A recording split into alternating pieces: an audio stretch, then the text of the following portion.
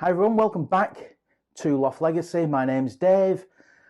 Today we're going to look at and continue our journey through all the James Bond films with the third James Bond film, which is 1964's Goldfinger. Now, I've got a confession to make. I don't only love this film, it's my favourite film of all time. Quite interesting, I've read this week on some of the social media, Bond forums, on Facebook, some person, everybody's entitled to their opinion, thinks Goldfinger's overrated. I think the opposite. I think it is the most fantastic film. I really do. Directed by Guy Hamilton, who made his Bond debut, obviously starring Sean Connery, released in 1964. It is such an efficient method of filmmaking. I find Fleming's novel starts off quite, I won't say ponderously, but quite a leisurely pace for the first three chapters. And the first three chapters are covered in the pre-titles and to the end of the card scene at the Fontainebleau Hotel in Miami. It fits three quite lengthy Fleming chapters into a very short period, and it's a very efficient film. This helped obviously by Peter R. Hunt's fantastic editing. Yes, he went on to direct on Her Majesty's Secret Service and many other films, but he's most famous for his directing, that snappy, quick cut film directing. It's so iconic, it really is. As for Connery, well, he's in his prime, isn't he? He's cool, he looks fantastic. I've got a three-piece grey suit, very, very similar to one in Goldfinger. However, I'm a million miles away to how Connery looks in this film. Also, the ensemble cast of Bond are fully functioning. Miss Moneypenny's, as we all remember, Bernard Lee's in full flow. Most importantly, Q. Des Llewellyn is playing Q and not Major Boothroyd, as he played in From Russia with Love. And that interplay with Bond. Eject a seat, you're joking. And all the great interplay and slight dislike and Connery's. It's almost like a naughty schoolboy and the headmaster, the way the interplay that goes on for many, many years. And wasn't Desmond Llewellyn amazing? Iconic in so many ways. The music, the theme song, Connery, the Aston Martin DB5, Shirley Eaton, painted as a Golden Girl, Pussy Galore, Goldfinger as a villain, Odd Job as a henchman. Wow, it's just so iconic, and I just have such high regard and enjoy this film so much. Enjoyed it so much when I bought this in 1992, and I bought it from HMV Sheffield, Pinstone Street. And for some reason I kept the receipt. £7.99. Got it home, 1992. Put it on, watched it, rewound it, watched it again. Even though I'd seen it loads of times on TV, and probably I think I taped it off TV, but I was building my own collection. Brilliant. This video release, by the way, is one of the digitally remastered editions. It isn't in widescreen. The non-Panavision ones weren't in widescreen. Choose your next witticism carefully, Mr. Bond. It may be your last.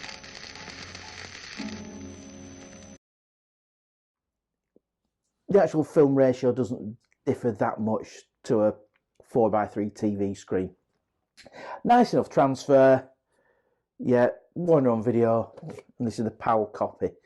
So it's got a really nice picture of Connery playing golf. And what I like about this series is they had original movie posters, not some horrible CGI picture. You know, the proper, the Bond movie posters were so beautiful and iconic.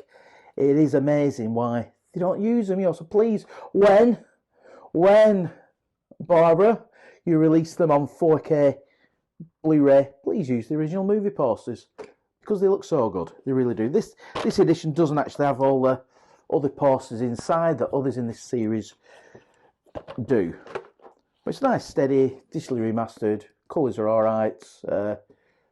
As far as an ancient VHS tape, it looks good. I did upgrade a few years later through buying a box set, a North American box set when on holiday in Canada, and this is it in its widescreen format with the usual lovely DVD menu screens. And don't we miss a lovely menu screen?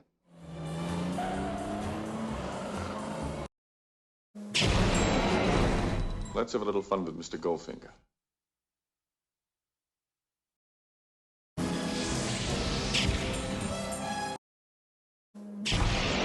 You expect me to talk? No, Mr. Bond, I expect you to die.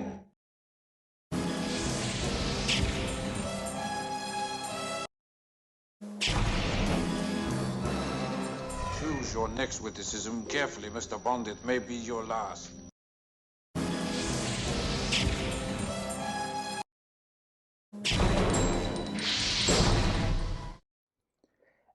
It's got a mono Dolby Digital soundtrack. It's 1 hour 50 minutes is this film, so as I said, it's a very, very, very efficient telling of the tale.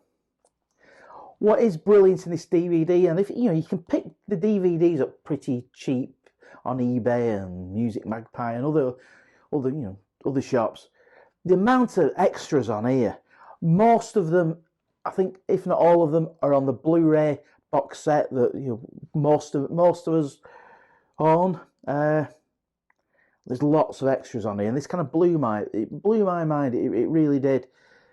Superb. Inside is a load of publicity bumf. I'm going to do a separate bonus video on that, so let's put that to one side. Inside's quite a nice book from MGM UA. Picture of Connery on the front with double Shirley Eaton before and after the gold paint. That's actually her being painted with the gold paint because she's got some like brassiere cups on for modesty. So that's her actually being painted. I've seen that picture with some guy at the back with a paintbrush. Connery looking amazing, and the famous Silver Birch DB5. Some nice pictures. Picture of Connery getting down to a bit of action, playing golf. Pussy Gallore's Flying Circus. Shirley Eaton playing Gold Odd Job. The lovely Margaret Nolan, who plays Dink. And we'll come on to Margaret Nolan in a minute, how she features in it as well. And these books are really they're a nice part of keeping this stuff as a collector. So I mentioned Shirley Eaton. She played the Golden Girl, and she's probably most famously remembered in this for being killed with gold paint, skin suffocation in James Bond's hotel room. Iconic. The way she looks is iconic. But Margaret Nolan actually is the Golden Girl in the opening title. Most people think Maurice Binder does all of the opening titles. Well, he didn't. Robert Brownjohn did From Russia with Love, and in this, in both of them, he projected images onto ladies. In From Russia with Love, a belly dancer, and in this, a stationary Margaret Nolan painted gold with images from the film and a bit From Russia with Love and some scenes that didn't make it into the film projected on the lovely Margaret Nolan, who plays Dink, who had to leave because of the man talk. Couldn't really get away with saying that in 2023, but this film's nearly 60 years old, so we can forgive Connery. We can give James Bond for some of his attitudes at the time. Don't condone stuff like that, but it is a period piece. We shouldn't be editing these things out. We should identify that's not the way to treat women and have our behaviour in modern times a little bit better. Anyway, that's my social commentary out of the way. So the credits by Robert Brownjohn with Margaret Nolan with the gold and projected on it. Very iconic. So most people assume that Shirley Eaton's the Golden Girl. Well, Margaret Nolan is also the Golden Girl in the film. So as the plot goes, it follows the book all right. A few differences.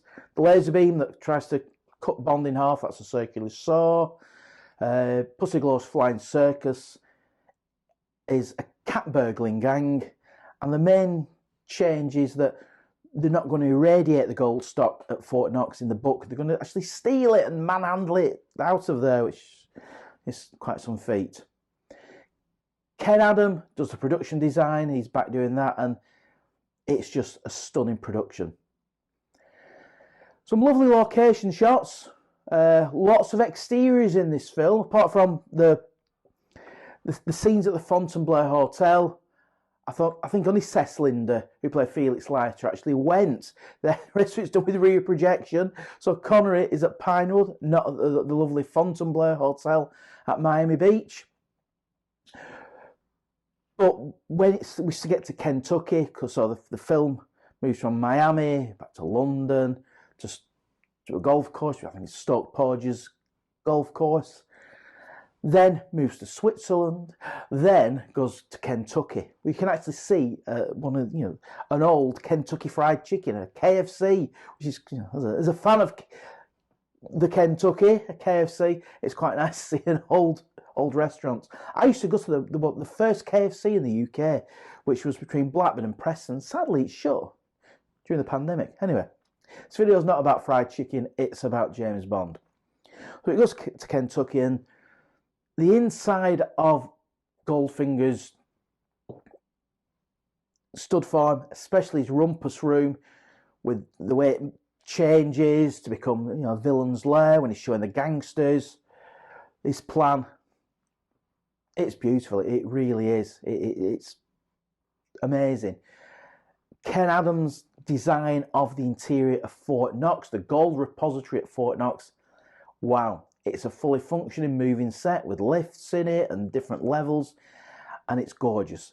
Yes, some artistic licenses have been taken, I believe, because if you stacked gold that high, it'd squash itself under the weight. Who cares? It looks amazing. The big gold bars when they're hitting each, they're using them as weapons. Wow, it's quite simple, but it is brilliant. It's a brilliant piece of filmmaking. Very efficient filmmaking, as I've said, and I just love this film. I really do. For previous reviews of this series, we score the Bonds. We score it for mission, the spectacle, and the music. So the mission, the story, I'm going to give it 7 double O's out of 7. This story entertains me and holds my attention every time when I watched it. I've watched it again this year a couple of times, and I probably watched this film a couple of times a year. I enjoy it that much. So that's the mission, the story, the spectacle, the design. It's a gorgeous looking film. Okay, the explosion at the beginning is a little bit wobbly when the heroin flavoured bananas blow up, but the rest of the film just looks so good. The exterior shots, the interior shots, it's a beautiful, beautiful. And as I said, there's lots of exterior shots in this Bond film, and they all look gorgeous. Guy Hamilton's direction is excellent. And the score and the music, what can you say about it? It's got the amazing, iconic title song by Shirley Bassey, and all the music's written by John Barry. They don't steal any Monty Norman from Dr. No in this Bond. It's all John Barry's work. And how iconic is the music all the way through it. It can be playful, it can be tense, it can even have little dings when Bond winks at the guard. It's brilliant. This is a prime example where the score really helps tell the story. Both the playful moments, the dramatic moments. It's brilliant. One bit of trivia is the first person to hear the Goldfinger song was Michael Caine. Michael Caine had been evicted from his flat for having a little few too many female visitors and was sleeping on his friend John Barry's settee. And he says, all night John's on this piano. So in a night, he wrote the Goldfinger theme. And he says, Michael, listen to this, and played him the Goldfinger theme on the piano. So Michael Caine was the first person to hear the Goldfinger theme. But that's nice, John. You know, let's have some breakfast. One of the many, many, many items of trivia from the Bond films. The acting in it's first class. Gert Frobe, who plays Goldfinger, is dubbed because they wanted the actor, but they thought his voice, he had a bit too a thick accent. So, not for the first time, not for the last time, a Bond character was dubbed. As for Goldfinger, I find him utterly repulsive. A lot of people, some people say he's not the most evil villain. Well, it's probably worse than that. It's pure greed. It's greed. It's not trying to kill the world or megalomania. It's pure greed that drives Goldfinger. From him cheating at cards to him smuggling gold, it's pure avarice that drives Goldfinger, which I think is a wonderfully, deliciously evil trait. His mute henchman Oddjob is hugely iconic. It's a film that's been copied, both copied in Bond with Diamonds Are Forever and A View to a Kill, and copied, with Austin Powers and Oddjob in Austin Powers called Random Task, which always makes me laugh. Honor Blackman is brilliant as Pussy Galore. She'd come from the Avengers, playing Kathy Gale in the Avengers, whereas Diana Rigg had also come from the Avengers. Joanna Lumley went the other way from Bond to the Avengers, but that's a bit of trivia. But Honor Blackman is so iconic and he's fantastic as Pussy Galore. She's probably slightly older some of the previous Bond girls and a bit more mature and a bit more streetwise. They wanted to change the name to Kitty Galore to make it a little bit cleaner in America. And Honor Blackman says she had great pleasure doing press tours and radio tours in America, saying, yes, I play the character Pussy Galore, and said the name Pussy Galore at every opportunity, which is pure Honor Blackman. A great actress. She's sadly missed. She seemed a great person of fun, and I always enjoyed seeing her on the screen, in sitcoms, and she's cropped up in all sorts in the UK, and she was a very, very spirited lady, I believe, right up to the end. Yeah, Pussy Galore, and the way she says it in the film, my name is Pussy Galore, and she's just, yeah.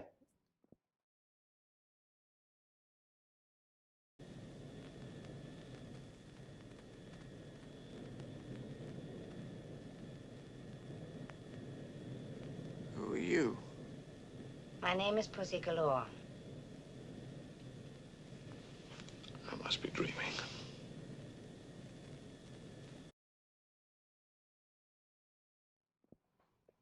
Very iconic.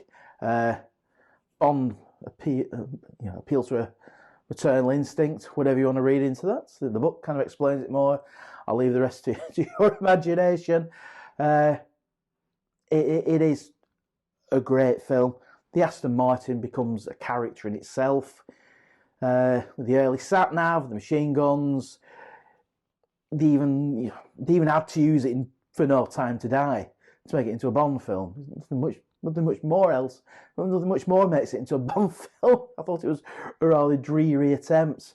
You've got Goldfinger, a very slick, efficient, fast-way film storytelling, and No Time to Die, which kind of lumbered on, and I sat through it at the cinema. I haven't sat through it in one sitting since. We'll talk about that in due course, that film. So in conclusion, it is my favourite film of all time, so there's no guessing where it sits in my list of Bond films. So when I get around to doing my list 20 to number one Bond films, well, watch 20 to 27, because we're going to include the non-Eon ones. So include 27 to 2, because you know what number one is. So that's Goldfinger, directed by Guy Hamilton, 1964. It is a all-time classic for me and many others. If there's one Bond film that sets the tone for the entire series and the movie series and the character in general on film, it's this film. It really is. It's a high point for Connery as well. his performance is tailed off somewhat after this, and we'll discuss that in our next video, which will be about Thunderball, which comes next. So if you like this video, please subscribe to the channel. If you want to tell me that you love Goldfinger or you hate it, or you love this video, hate this video, tell me in the comments below. I love to interact with our viewers, and it's great to enter some discussion, whether you agree with me or whether you disagree with me. All part of life's rich tapestry. We don't all have to agree on the same thing. I hope you enjoyed this video as much as I have making it and revisiting my favourite film of all time, which is Goldfinger. Thanks for watching, take care everybody, and I hope to see you soon.